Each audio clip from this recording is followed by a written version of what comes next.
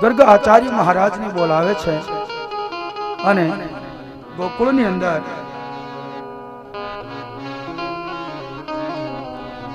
ભગવાનનું નામ સંસ્કાર કરવામાં આવે છે। જો આને બે રીતે બોલાય, અમુક લોકો એમ બોલે કે અમારે દીકરાનું નામ પાડવાનું છે, જન્મ પહેલા જ પાડી દેવું હોય તો આપણે કઈ ના નથી,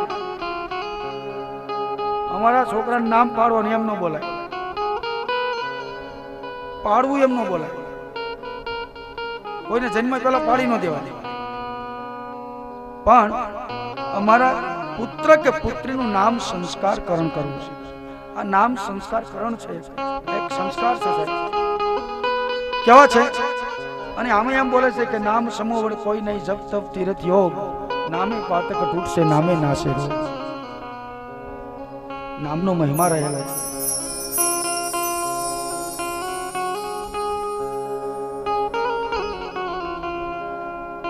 તો ગર્ગ આચાર્ય મહારાજને આજે નામ સંસ્કારકરણ કરાવવા માટે બોલાવવામાં આવે છે।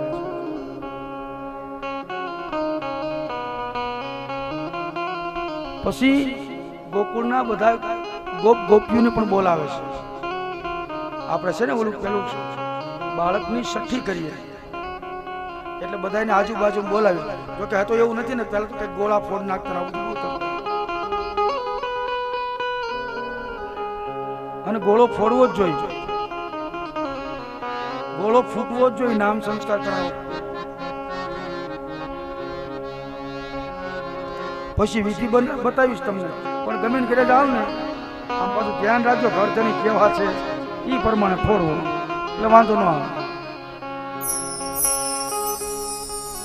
કોઈ પણ જીવની નામ સંસ્કારકરણ વિધિમાં જો ગોળો ફૂટી જાય ને તો એ મોટો થઈને મહાગોળો ન બને, એટલા માટે ગોળો ફોડે છે। તમે જો આ પહેલાના જે વૃદ્ધ લોકો છે બરાબર, એમને એક ખુમારી હતી, પહેલાના દીકરા દીકરીઓ અને અત્યારના દીકરા દીકરીઓ તમે જોઈ લો કેટલો ફરક છે, તમને હાથે જ ખબર પડી જશે। કારણ કે એ લોકો છે ને વિધિને માનતા હતા, વિધિ વિધાંતને માનતા હતા, અને અત્યારના છોકરા વિધિ વિધાંતને નથી માનતા, આ ફરક છે।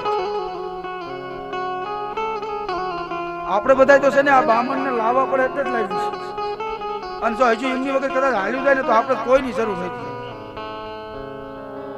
આવું નથી લાગતું। આ ફરક છે સાહેબ।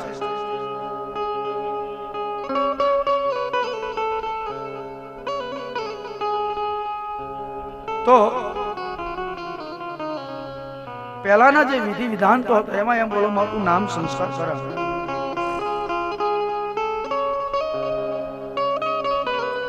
એટલે લોકોને આમંત્રણ આપ્યું છે, આખા ગામને બધા આયા છે, બધા આયા છે એટલે આરતીની ઉતાવળ કરે છે, પણ ગોપ ગોપીઓ તો લાલાને જોવા માટેની ઉતાવળ છે। આ બાજુ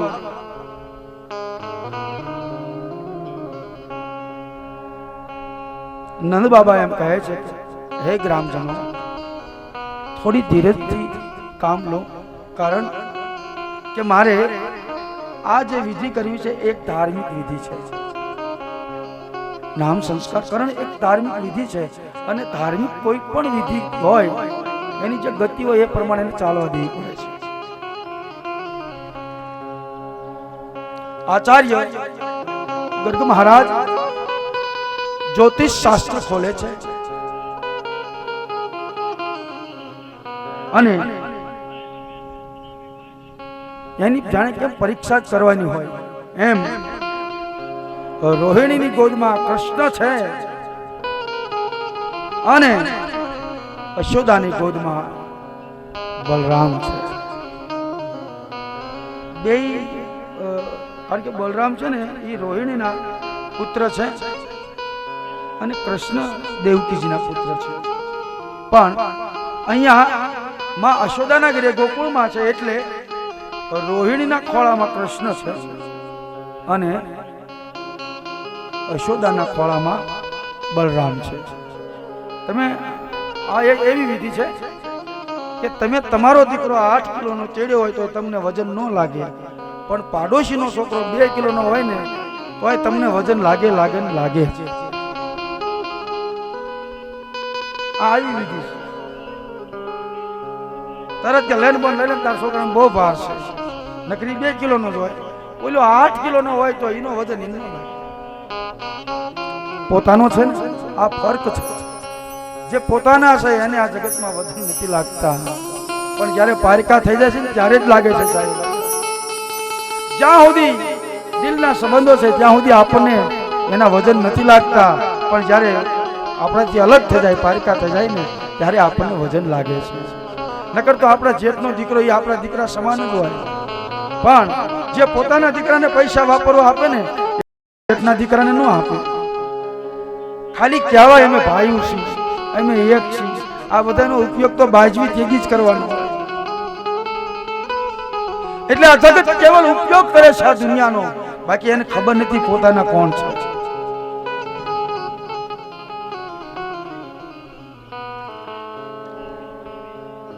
ગર્ગ મહારાજ કહે છે કે રોહિણીના ખોળામાં જે બાળક સૂતું છે તે તમારો જે પુત્ર છે તેનો રંગ રોહિણીથી બદલતો આવ્યો છે. નંદ બાબાને કહે છે બાબા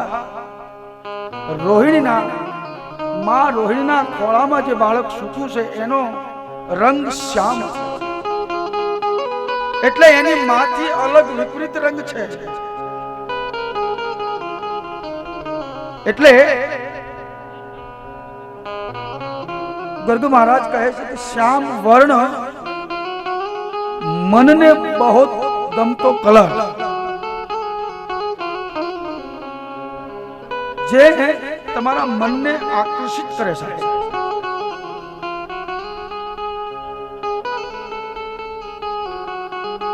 એવો કલર છે. તો આ બાળકનું તેજ અને એનું રૂપ જોતા મને એવું લાગે છે કે આ તમારું બાળક જે રોહિણીના ખોળામાં છે એ એક દિવસ આખી જગતને ખૂબ આનંદ આપશે. આવું મને જ્યોતિષમાં દેખાય છે. આના આવા ગ્રહો છે કે એક દિવસ સર્વને ખૂબ આનંદ આપશે ગોકુળની અંદર. એટલે હે નંદ બાબા, રોહિણીના ખોળામાં જે બાળક છે એનું નામ કૃષ્ણ રાખવામાં આવે છે. ત્યાર પછી આ બાળક મહાજ્ઞાની બનશે અને ઉચ્ચ ક્ષેત્રમાં લોકોનું કલ્યાણ કરશે અને દેશની માટે, ગામની માટે ખૂબ ઉપયોગી બનશે. અને આ તમારું બાળક જે કૃષ્ણ છે ને, હે નંદ બાબા, આ દેશમાં જ્યાં સુધી રહેશે ને ત્યાં સુધી એક કાંતિ કાર્ય બધા કામ કરશે. કાંતિ કાર્ય યાની કે જે અસંભવ છે એને સંભવ કરીને બતાવશે. એટલા માટે આનું નામ કૃષ્ણ રાખે છે. અને